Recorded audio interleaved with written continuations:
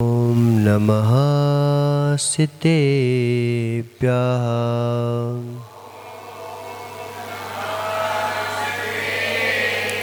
ॐ नमः सिद्धेभ्यः।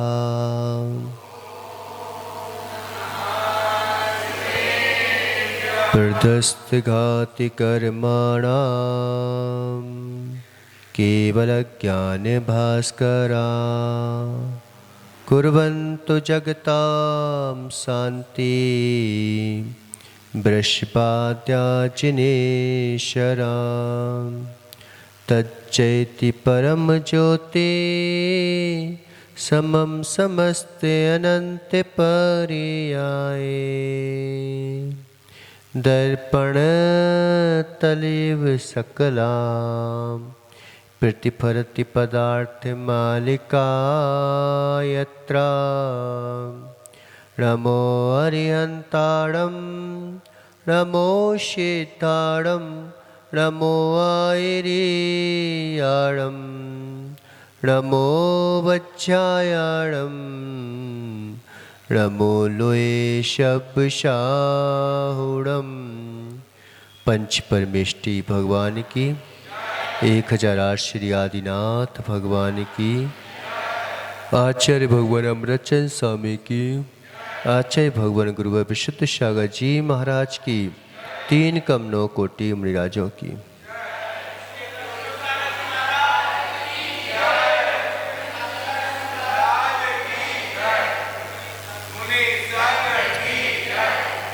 मनुष्यों, यह भगवान तीर्थंकर भगवान की देशना हमारे अंतःकरण को पावन और पुनीत बनाने वाली देशना है। इसको जो भव्य जन सुनते हैं, स्वीकार करते हैं, वे परम पद को प्राप्त कर लेते हैं। भोगी अगर इस देशना को सुनता है तो योगी बन जाता है। योगी अगर इस देशना को सुनते हैं तो भगवान बन जाते हैं। अगर संसार में कोई चीज देने वाला है तो ये देशना है, निश्चित मानो। अगर इसके अनुसार व्यक्ति चलता है तो मिलता ही है, ऐसा नहीं होता कि कुछ ना मिले। चरम शरीरी अगर आराधना करता है तो फिर उसे जो है निःश्रेयस सुख मिलता है, उसे जो है मुक्ति मिलती है। और अचरम शरीरी अगर इसकी आराधना करता है तो उसे जो है अभ्युदय सुख मिलता है, भोग मिलते हैं। इसलिए देशना आचार्य भगवान यहाँ पर जो है दूसरी गाथा कह रहे हैं। अभी यद्यपि पहली गाथा कने हुआ, लेकिन ये दोनों गाथाएं आचार्य भगवंत ने मंगलाचरण रूप में कही है कि एक में भगवान अरहंत देव को नमस्कार किया गया और दूसरी गाथा में स्याद्वाद अनेकांत को नमस्कार किया गया, जिन वाणी को नमस्कार किया गया। मंगलाचरण किसे कहते हैं? मंगल है आचरण जिनका, वह है मंगलाचरण। कैसा है मंगलाचरण? जिससे सुख की प्राप्ति होती है, दुख का परिहार होता है, वह कहलाता है मंगलाचरण। मंगलाचरण जो है नास्तिकता के परिहार के लिए, शिष्टाचार के परिपालन के लिए, पुण्य की प्राप्ति के लिए, निर्विघ्न कार्य की समाप्ति के लिए 3 बार मंगलाचरण किया जाता है। 3 बार मंगलाचरण किया जाता है। कौन सा? प्रारंभिक मंगलाचरण, मध्य मंगलाचरण और अंतिम मंगलाचरण। मंगलाचरण करने से जो है चलती रहती है। बीच में कोई काम होता ना तो फिर सामान मंगाते कि नहीं मंगाते? एक बार दुकान में रख लिया, फिर उसके बाद क्या बस खत्म हो गया सामान? खत्म हो जाए तो पुनः मंगाते कि नहीं मंगाते? कि कहीं मेरा जो है मोक्ष मार्ग में प्रारंभ तो कर दिया, लेकिन मोक्ष मार्ग प्रारंभ कर दिया है तो कहीं मोक्षा का मार्ग मेरा निरुद्ध ना हो जाए, इसलिए बार बार मंगलाचरण करता है। संस्कार को जब तक कायम रखो, जब तक कायम रखो, जब तक कायम रखो, जब तक कि संस्कृति ना बन जाए। हम संस्कार तो दे देते हैं लेकिन कायम नहीं रखते। मदन भैया, संस्कार देना उतना इम्पोर्टेंट नहीं है जिसको जितना आवश्यक उसको कायम रखना है। अगर तुमने वृक्ष लगा दिया, बीज डाल दिए, लेकिन उसे ध्यान ना दो तो क्या होगा? गायें चर जाएंगी। अंकुर भी आ गए और खाद पानी दे दिया तो खाद पानी दे दिया और अंकुर आ गए तो क्या करते हो? बाड़ी लगा देते हो।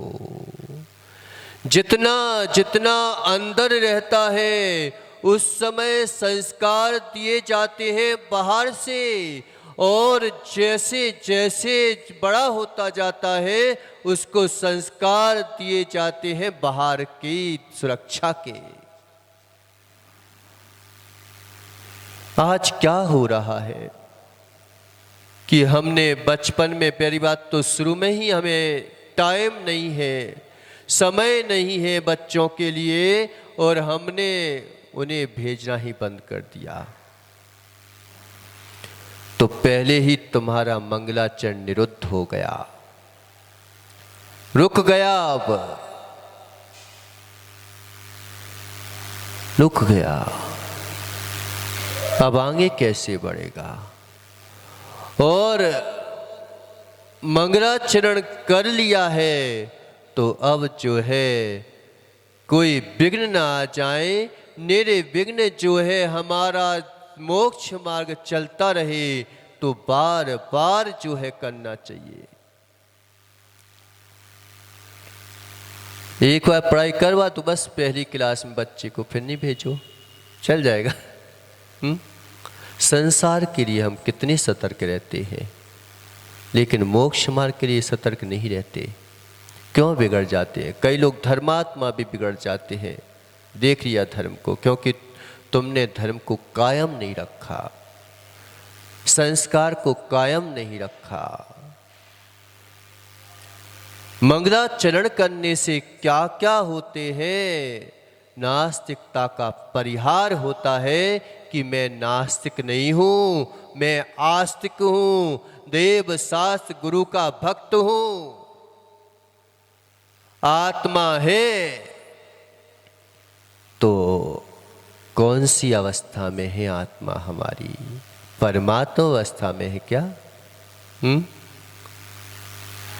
अंतरात्मा अवस्था में है।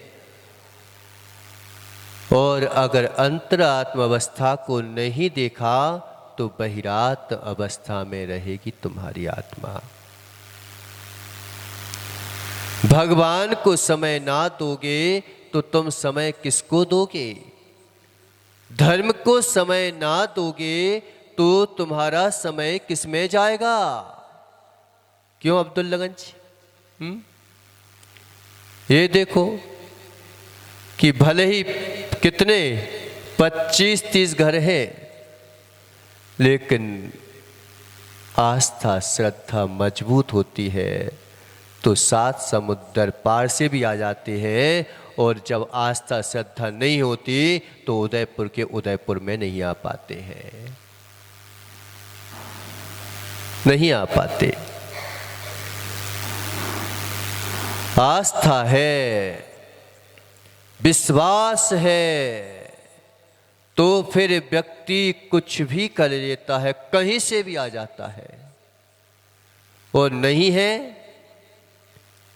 तो घर में बैठा बैठा आदमी जो है यहाँ वहाँ के काम कर लेगा, लेकिन धर्म नहीं कर पाएगा। सुबह से उठ के पेपर पढ़ लेगा, 4 विकथाएं पढ़ लेगा, 4 विकथाएं पढ़ेगा। मदन भैया क्या आता है पेपर में, अखबार में क्या आता है? 4 विकथाएं नहीं आती। कि कोई किसी को लेके भाग गया, कोई से देश का जो है उद्धार हो गया, किसी ने देश में आग लगा दी, किसी ने ऐसा कर दिया। और क्या आता है? स्त्री कथा, राग कथा, चोर कथा, बैर कथा। कोई तुम्हारा सगा संबंधी कुछ हो गया तो तुम्हें मालूम चला कि सुबह से जिनवाणी सुनने का समय नहीं है, लेकिन तुमने सुबह से पेपर देखा और तुम्हारे ही कोई रिलेशनदार का कुछ हो गया। अब मालूम चला कि शांति से बैठा था, उद्वेलित तो हो गया आत्मा तुम्हारी। सुबह सुबह से तूने क्या कर दिया? तेरी आत्मा को उद्वेलित कर दिया। पहले पत्र आते थे, पता है, उसमें वात्सल्य होता था, जोर का झटका धीरे से लगता था। आजकल धीरे का झटका जोर से लग जाता है। मालूम चला कि कोई बीमार है, तुरंत ही तुमने मोबाइल पकड़ा दिया, मोबाइल पे दिखा दिया। अमेरिका में बीमार है, कहीं बीमार है, कहीं पे बीमार है, तो तुरंत दिखा दिया। अब मालूम चला कि वो तो ठीक हो जाए, लेकिन उनके पिताजी अटैक से ही मर गए। कहीं बेटा कहीं दूसरी जगह था और मालूम चला कि पिताजी ने कुछ हो गया, अब वो बेटा वहां पर जो है कोई काम नहीं कर पा रहा है।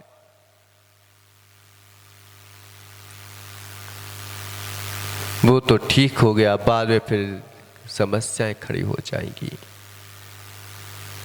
पत्र लिखते थे तो वात्सल्य टपकता था उसमें, अपनी भावनाएं स्पष्ट रूप से निश्चित मानो। मोबाइल में और जो है ग्रंथ स्वाध्याय में बहुत अंतर है। सम्यक मोबाइल में कभी जो है स्वाध्याय नहीं हो सकता जो ग्रंथों से स्वाध्याय होता है। क्यों? क्योंकि उस समय तुम्हारी वचन वर्गणाएं अक्षरों पर रखी हैं, तुम्हारी आंखें जो है जिनवाणी पर ध्यान दे रही हैं, और तुम्हारा उपयोग जो है उसमें समझने में लगा हुआ है। इसलिए जिनवाणी के द्वारा ही स्वाध्याय होता है, मोबाइल के द्वारा कोई स्वाध्याय नहीं होता। मोबाइल में तो ऐसा है कि जब आवश्यक काम वगैरह चल रहे हो तो सुन लो बस, लेकिन उपयोग लगता है क्या? क्यों? मन लगता है क्या?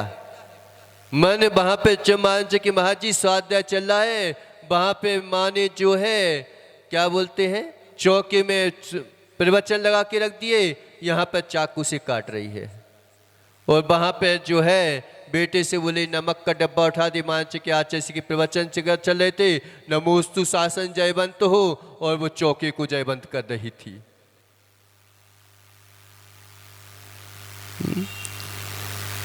जब तक छोड़ के उसमें लीन नहीं होगे तब तक स्वाध्याय नहीं होता। ठीक है कर लेते हो, कम से कम कुछ तो चला जाता है ना करने से। लेकिन श्रेष्ठ कार्य है कि अपने मन को उसमें लगाना, अपने वचन वगणाओं को व्यर्थ नहीं जाने देना।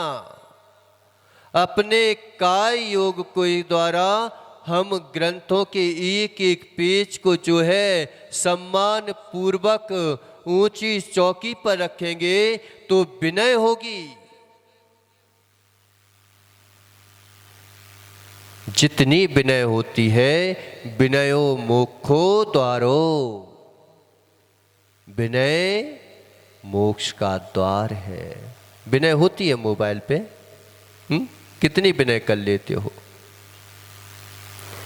जैसे मोबाइल का अभिषेक क्या तुम सर पे लगा सकते हो? क्यों क्यों नहीं लगा सकते? लगा लिया करो ना, एक काम किया, पानी डाल दिया करो उसके ऊपर। जैसे ही भगवान का चेहरा आया, भगवान की मूर्ति आई, और एक काम क्या करो, तुम तो पंचामृत कर दिया करो। मदन भैया, क्यों अशोक भैया, कर सकते हो उस मोबाइल का पंचामृत? आज करके तो देखना मोबाइल का पंचामृत। नहीं हो सकता। ऐसे ही जब तक तुम जो हो परमात्मा के पास नहीं जाओगे तब तक परमात्मा बन नहीं सकते। मंगलाचरण नास्तिकता का परिहार होता है। जब मंदिरों में गूंज उठती है तो दिखता है कि ये देखो देव साल गुरु के भक्त जो है भक्ति से में लीन है। आचार्य श्री गांव में थे, कौन से? रूर ग्राम में, भिंड के नहीं है आचार्य श्री, रूर ग्राम के हैं। और रूर गांव में मात्र एक जैन समाज का घर है, ओनली एक, और कोई जैन समाज का घर नहीं है। वहां पर रहते थे, और जब वो भक्ति करते थे तो लोग बाग पता क्या बोलते थे? कोई भी गांव में घटना घट जाए तो भैया लला को बुलाओ, लला को बुलाओ, लला कुछ कर देगा। क्यों? एक बार आग लग गई गांव में तो सब लोग अपने अपने देवों को याद करे, कोई किसी को याद कर रहा है। प्रकाश भैया, और एक ने बोला कि अरे वो लला जो है ध्यान कर रहा है, उसके अच्छे परिणाम होंगे, वो कुछ करेगा तो आग ठीक हो जाएगी। लला को बुलाओ, वो सब ठीक कर देगा। क्यों ऐसे भाव आए? अजैनों के भाव आए। और आचार्य श्री ने मिट्टी उठा के फेंक दी तो आग ठीक भी हो गई।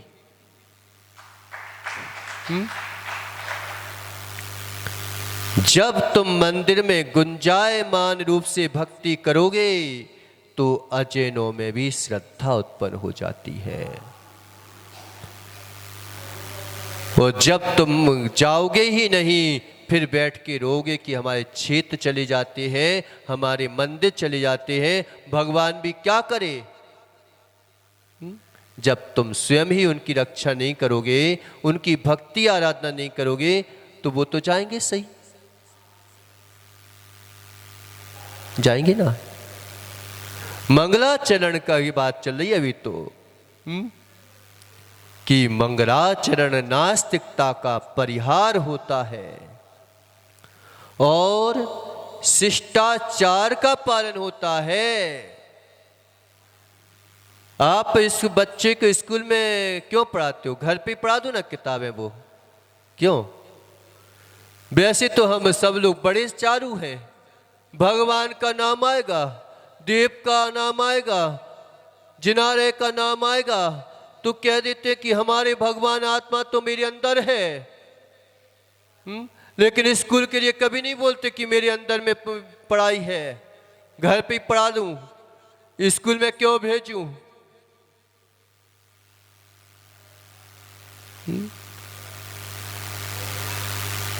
लेकिन सब तर्क उसी में चलते हैं। यहां पे भी अगर फाइन लगता होता ना स्पष्ट, तो सब लोग ड्रेस पहन के आते। लेकिन क्या है, स्कूल में फाइन लग जाता है तो बेचारे ड्रेस पहन के जाते हैं। और यहां पर हमने जो है क्या किया कि मात्र एक क्रियाएं करना है, तो जैसे चाहे चले गए, अंदर घुस गए।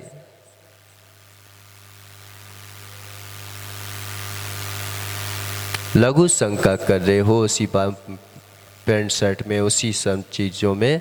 कहाँ शिष्टाचार है तुम्हारे पास? कपड़ों से भी शिष्टाचार आता है। तो मंगलाचरण शिष्टाचार के परिपालन के लिए मंगलाचरण किया जाता है। उच्च आचार के बोध होता है हमें भगवान के सामने जाने से।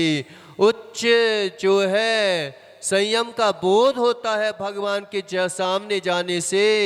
उच्चता का, महानता का अनुभव होता है भगवान के सामने जाने से। अरे तुमने देखा नहीं कभी? देखा नहीं? पारस कहाँ चला गया? चला गया।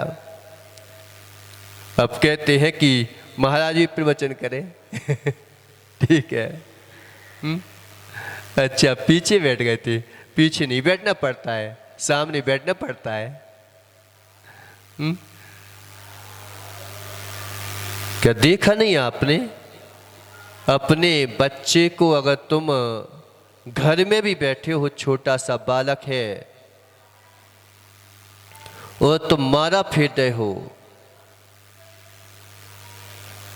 तो निश्चित मानो छोटा बालक भी कभी कभी रोता नहीं है। जब वो समझ नहीं रखता है कि भगवान का नाम ले रही है माँ, वो ऊधम मचाएगा और पहले तो अपने आप को हाथ पे हाथ धरने की कोशिश करेगा,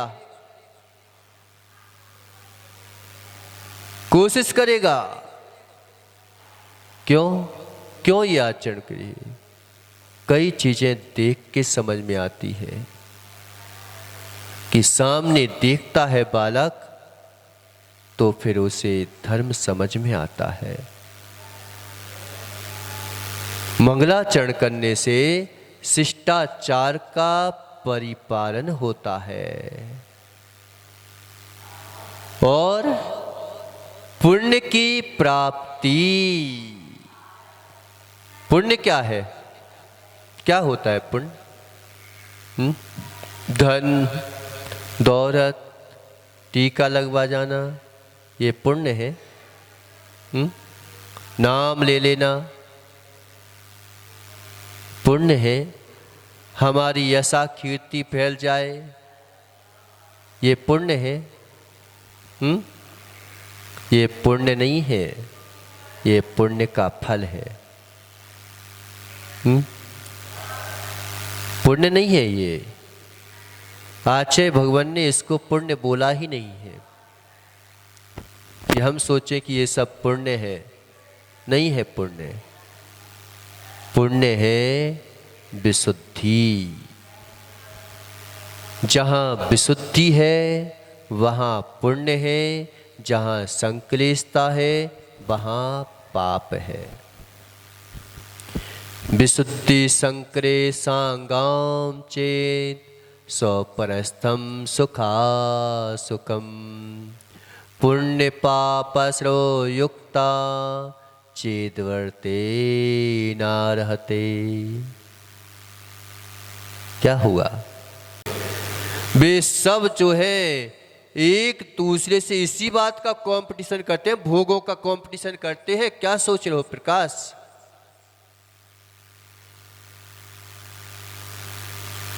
भोगों का कंपटीशन करते हैं वे लोग और उसमें अपने आप को अहंकारी मानते। अगर एक दूसरे से ईर्ष्या करते कि तू ऐसा भी नहीं कर सकता तो मैं ऐसा भी नहीं कर सकता हूँ, और अगर किसी को काम न मिले तो मालूम चला कि उनसे पूछ के आओ अंदर की बातें, तो पता चल जाएगा। एक ने तो जो है फांसी लगा ली थी, किस बात के लिए लगाई थी? कई लोग तो फांसी लगाने से डरते हैं बेचारे, इसे नहीं लगा पाते, लेकिन लगाने का तो उनको ही मन होता है कि कहां फंस गए बाद में।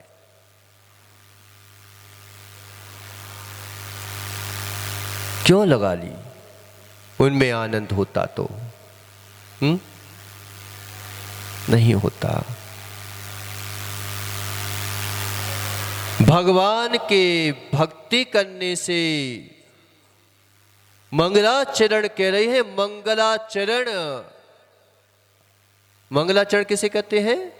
जिससे आचरण पवित्र होता है, जिससे आचरण में विशुद्धि आती है, जिससे आचरण में उत्कृष्टता आती है, वह कहलाता है मंगलाचरण।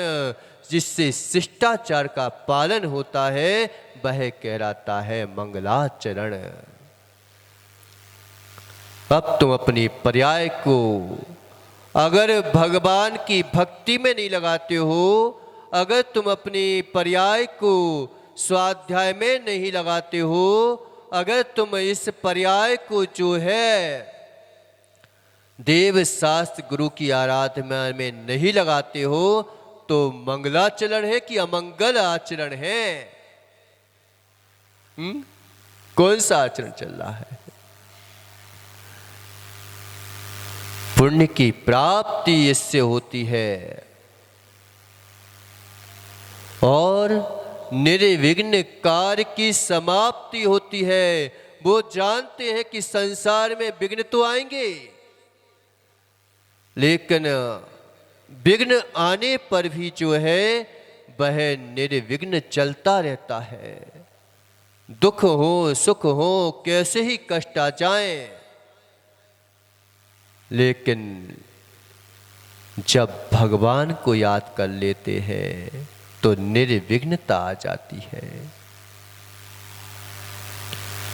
आ जाती है। हे प्रभु, हे प्रभु, मेरे दुख को क्या बोलते हैं? क्या बोलते हैं? मृत्यु महोत्सव भारी। कैसा है?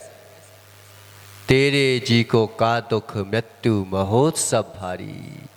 उन भगवंतों को याद किया जाता है कि जब श्यालिनी जो है भक रही है, चीते जो है खा रहे हैं, पूरे शरीर की बॉडी को जो है नोच दिया गया, फिर भी जो है वे मृत्यु को महोत्सव रूप में क्या कर देते हैं? विघ्न भी निर्विघ्न संपन्न हो जाते हैं। उसका नाम है मंगलाचरण। ये कहलाता है मंगलाचरण।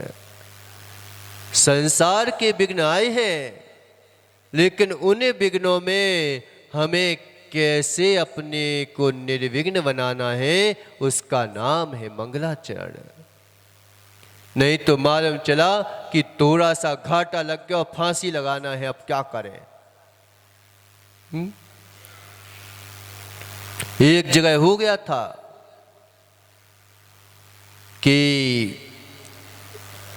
एक जगह एक सेठ को सब घाटा लग गया, जहां पर हजारों लोग आते जाते थे, दिन भर सरूट मारते थे, साहब साहब कहकर सब पुकारते थे, और मालूम चला सबके दिन एक से नहीं होते, सब दिन एक से नहीं होते। कर्मों से कब तक? कर्म तो हमारे जो है ऊंचे नीचे होते हैं। कर्मों का नाम ही देख लो ना, एक पक्षी धर्म है तो इसके विपक्षी धर्म है। एक साता बेतनी है तो दूसरा कहता है कि मैं भी सामने बैठा हूं आपके, टेंशन मत करो। तू साता का भोग करेगा तो मेरे पास आ जाना, असाता तेरे को मैं दिला दूंगी। यहां पुण्य कर्म बैठा है तो वहां पाप कर्म बैठा है। यहां पे यशा कीर्ति कर्म बैठा है तो वहां पर जो है अयशा कीर्ति कर्म बैठा है। अगर एक ही में लीन होने की चेष्टा करी तो दूसरा जो है एक सिक्का तुमने उठाया तो तुम्हें चिट्ट भी मिल जाएगा और पट्ट भी मिल जाएगा।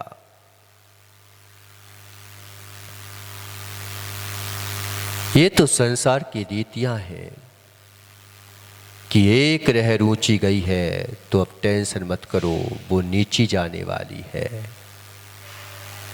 अथाह जिसकी गहराई है, अथाह जिसकी गहराई है, विसार उसकी उतनी ही ऊंचाई है। ऊंचाइयों से ही रह, ऊंचाइयों से भी नीचाई पाई है। जितने ऊपर अंबर में वृक्ष खड़े हैं, देखो उनकी अंधेरों में जो है जड़ें गड़ी हैं। जितनी ऊंची इमारतें खड़ी हैं उतनी ही अंधेरों में उनकी नींवें गड़ी हैं। जितने भी ढलान हैं, पहाड़ हैं, उतने ही नीचे ढलान हैं। सुरेश भैया, ऊंचाई पर जाने से पहले नीचाई को मत भूल जाना। जो जितना ऊंचा जाता है उसके नीचे उतनी ही गहराई होती है, उतना ही नीचा जाना पड़ता है उसको। ऊंचाई गया कैसे तू? जब तक नीचाई ना होती तो ऊंचा गया कैसे? हर कर्म के 9 कर्म हैं, हर कर्म के विपक्षी कर्म हैं। अगर तुमने पुण्य को भोगने की कोशिश की तो भोग रूप में फिर पाप भी तुम्हारे साथ ढब लगा जाएगा, निश्चित मानो आ ही जाएगा। समझने की आवश्यकता है कि अथाह जिसकी गहराई है, विसार उसकी ऊंचाई है। लहरों ने गहराई से ही ऊंचाई पाई है। समुद्र जो है गंभीर होता है, जितनी लहरें नदियों में नहीं होती, जितनी तरंगें जो है समुद्र में होती है, समुद्र में होती है। लेकिन एक लहर ऊपर आती है और नीचे जाने के लिए ही आती है। भोग लो कितना भोगना है, नहीं करो धर्म, नहीं करना, बिल्कुल नहीं करना। हमें क्या करना, तुम्हारे पीछे तो ही ना अपना वो करेंगे। लेकिन हर किसी को सुना देना कि सबके दिन एक से नहीं होते। जिनके घरों में कभी घोड़े झूमते थे, हाथी नाचते थे, आज सुअर भी नहीं जा रहे हैं, नहीं जा रहे। क्या हो गया? निर्विघ्नता मात्र धर्म से आती है और कहीं से नहीं आती। जितने ऊंचे जाओगे उतने नीचे जाना पड़ेगा। कहीं एरोप्लेन से एक्सीडेंट हुआ तो अस्तर पंजर भी नहीं मिलेंगे। मिलेंगे क्या? गाड़ी से गया तो कम से कम थोड़े से एक आध हाथ पैर यहाँ पे वहाँ पे डरा मिल जाएगा। लेकिन कहीं जो है ऊपर एरोप्लेन से एक्सीडेंट हुआ तो कहाँ मिलेगा? बता, मिलेगा? बच्चा भी नीचे, कहाँ गया वो?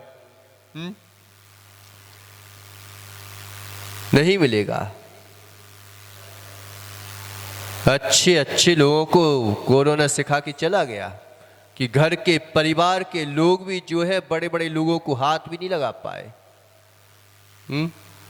जिनके पास कुछ नहीं था वो घर पे ही बैठे, कम से कम उनको चलाने के तो मिल गया कोई।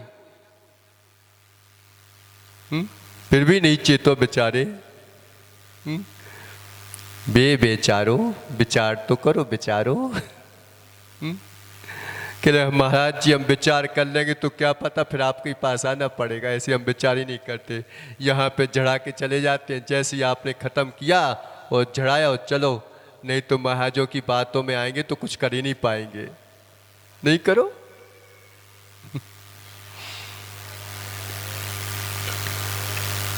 लेकिन याद तो करना पड़ेगा। तुम नहीं सुनोगे तो क्या नहीं आएंगे कर्मोदय में?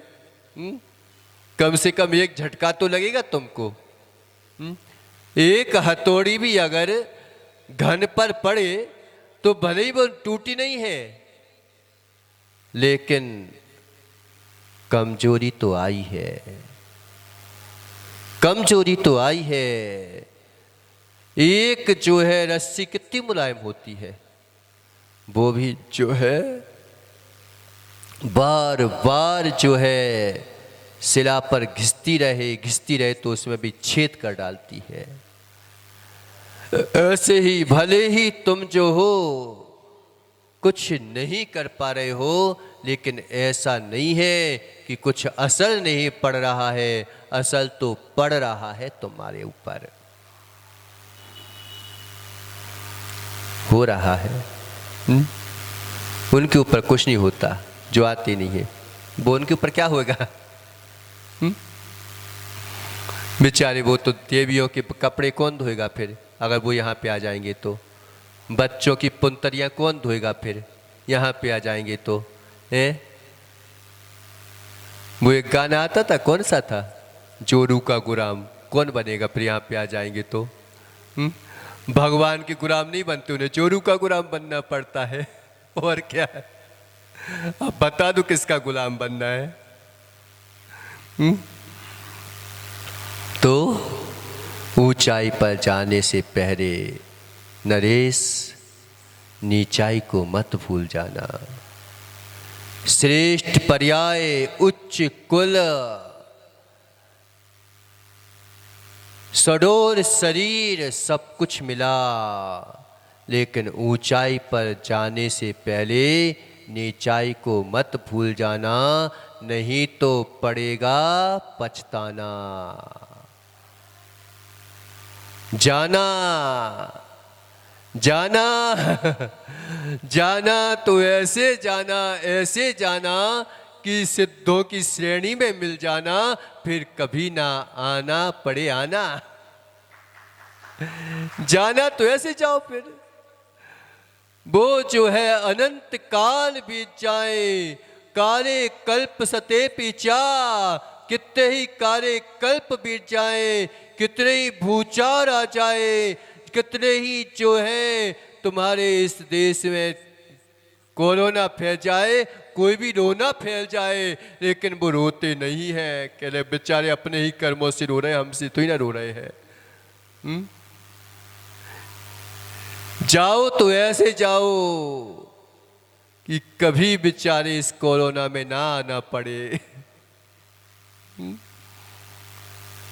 रोना ना पड़े। ऐसे जाओ कि सिद्धों की श्रेणी में मिल जाओ, फिर कभी नहीं आओ। निर्विघ्न कार्य की समाप्ति, ये मंगलाचरण है।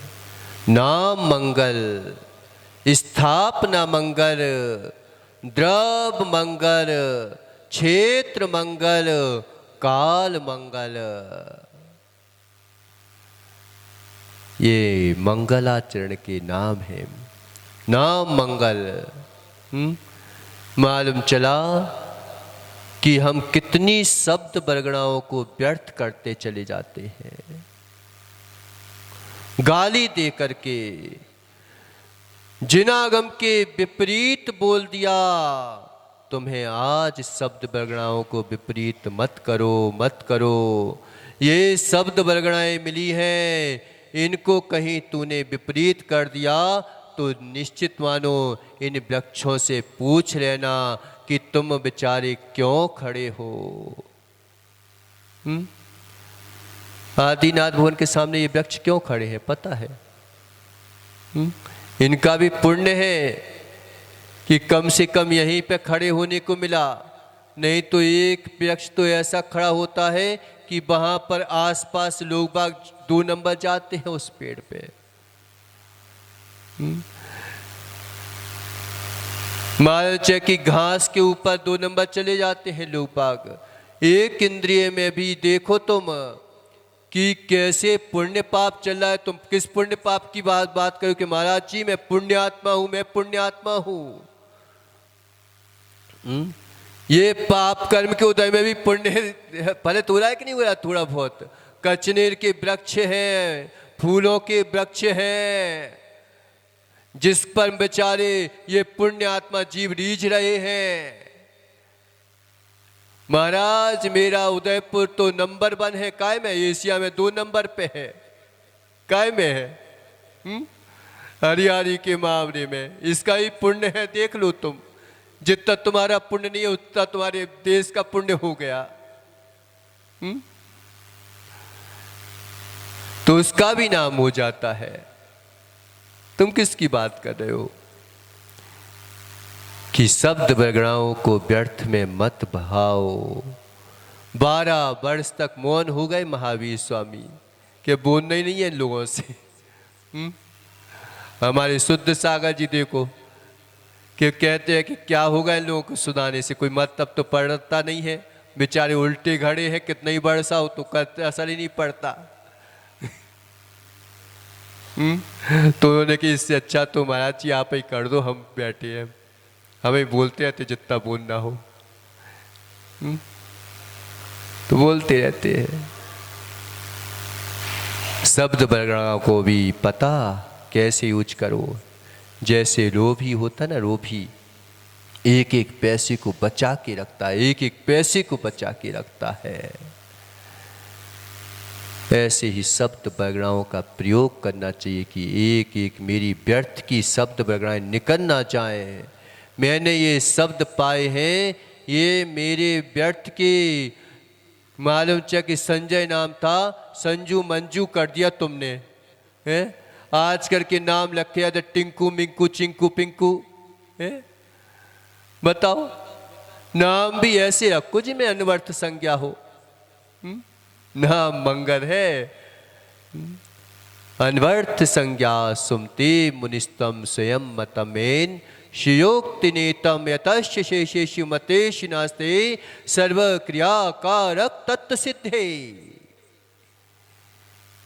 ये होती है अनवर्थ संज्ञा कि हे प्रभु आपकी अनवर्थ संज्ञा है, व्यर्थ संज्ञा नहीं है। इस प्रकार से एक श्लोक पढ़ लेते हैं, इसका अपन कल देखेंगे क्योंकि समय बहुत हो गया आज। परमागमस्य जीवम निषिद्ध जात्यंद सिंधुर विधानम सकल नये विलसितानाम विरोध मंथन नमुने कांतम। निषिद्ध जाते सिंधु विधानम, जन्मांध पुरुष हस्ती के विधान का निषेध करने वाले। यानी एक हाथी है, वो जन्मांध पुरुषों ने उस हाथी को देखा तो उन्होंने, एक ने पीठ को हाथ लगाया, एक ने गले को हाथ लगाया, तो सब ने अपने अपने हिसाब से बोल दिया कि हाथी ऐसा होता है, हाथी चबूतरे के समान होता है। अब अंधे हैं बेचारे, एकांत ग्रह से अंधे भी तो एक ही चीज को देखेंगे ना। तो उसका अपन कल परसों व्याख्यान करेंगे। सकल नए व्यवस्था, जो करने वाले समस्त नयों को प्रकाशित वस्तु स्वभाव विरोध को दूर कर देता है। सारे विरोध जो है एकांत में है, एकांत में सब विरोध होते हैं। एकांत में कर्मों से ही विरोध हो जाता है तो सिद्ध हो जाते हैं, और एकांत में बेचारे जब गलत काम करने जाते तो एकांत में जाते हैं। लेकिन वो एकांत नहीं रहना। यहाँ पर जो है वस्तु स्वभाव का एकांत रहना। जो वस्तु स्वभाव से एकांत में जाते हैं, एकांत स्वरूप को मानते हैं, उनके विरोध होते रहते हैं। जो अनेकांत को मानते हैं उनके विरोध दूर हो जाते हैं। ऐसा उत्कृष्ट सिद्धांत जो है जीव भूत जो है स्यादवाद वाणी है, जो सब एकांतों का निराकरण कर देती है। उस स्यादवाद वाणी को मेरा नमस्कार हो। इसके बारे में अपन चिंतन करेंगे। बोलिए आदिनाथ भगवान की